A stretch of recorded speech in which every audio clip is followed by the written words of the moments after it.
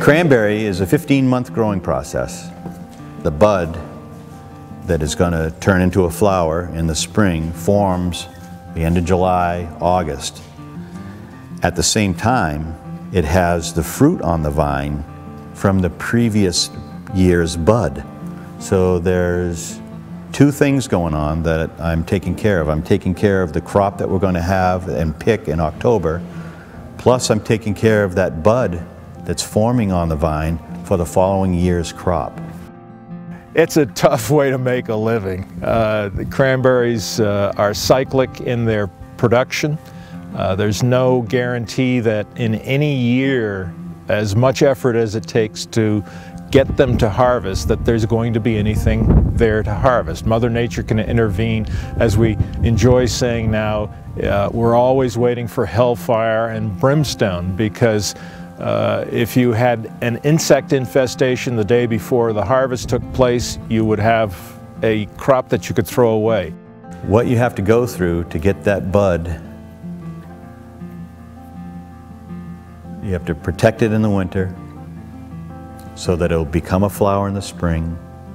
You have to protect that flower from insects and spring frost so that it will be pollinated and become a berry.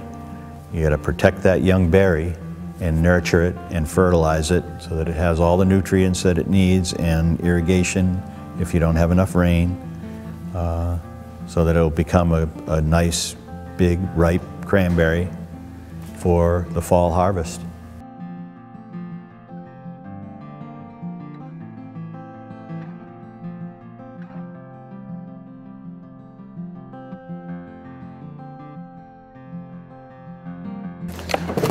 This is an old Darlington picker.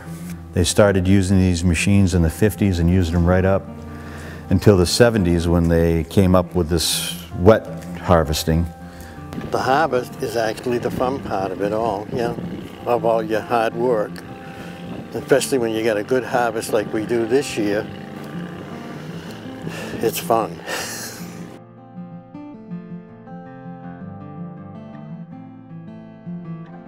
A good, solid, ripe cranberry will bounce about 3 inches. So you've got a series of boards back here that the berry drops down, bounces 3 inches, up over a barrier, bounces again. If it bounces 3 times, it'll come out the front, down the conveyor, good berry.